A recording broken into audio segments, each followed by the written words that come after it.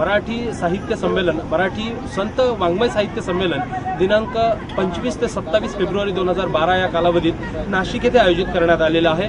आणि या साहित्य संमेलनाच्या बाबतीत जनजागृती व्हावी म्हणून साहित्य यात्रा किंवा ही संत साहित्य यात्रा संपूर्ण महाराष्ट्रभर फिरते। आज आपल्या सोबत आहेत या साहित्य यात्रेचे विश्वस्त हरिभक्ती परायण मधुसूदन महाराज पाटील। आपण त्यांच्याकडून जाणून घेऊयात या मराठी संत साहित्य जे संमेलन भरवलेलं आहे त्या संमेलनाविषयी। महाराज, हे संत साहित्य संमेलन भरवण्याचा नेमका मानस काय आहे किंवा उद्देश काय आहे?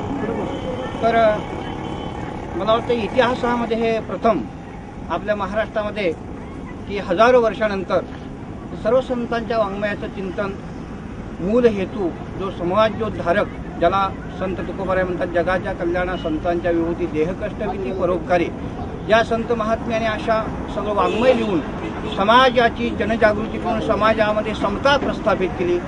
ती समता आज थोडीशी त्या समतेला कुठेतरी तडे जात आहेत असं दिसून येत आहे। म्हणून ती समता पुनर्प्रस्थापित व्हावी हा त्यातला मुख्य हेतू आहे।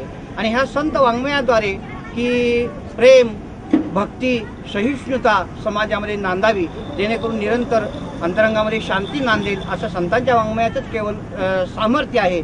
आणि आज जगाला संत वाङ्मयाची अत्यंत आवश्यकता आहे।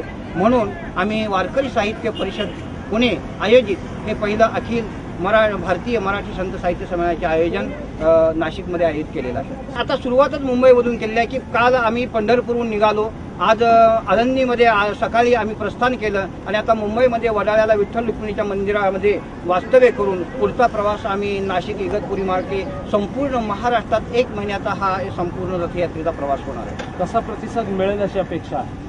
हा निश्चितच आम्ही अगोदरच आपल्या महाराष्ट्रातल्या कीर्तनकारांना पत्राद्वारे ही सूचना दिली गेल्यामुळं ठाई ठाई उत्स्फूर्तपणे या रथयात्रेचं स्वागत होणार आहे। आणि त्याचप्रमाणे आम्ही संपूर्ण संत पीठांना सुद्धा आवाहन केले आहे की आपले संतांचे सगळं वाङ्मय या संमेलनामध्ये यावं, जेणेकरून महाराष्ट्रात जेवढी संत रत्न झाली त्या संत रत्नांचा प्रसार वाङ्मयाचा प्रसार होणं अत्यंत आवश्यक आहे। आणि ती भूमिका मुख्य या संमेलनाद्वारे वठली जाणार आहे।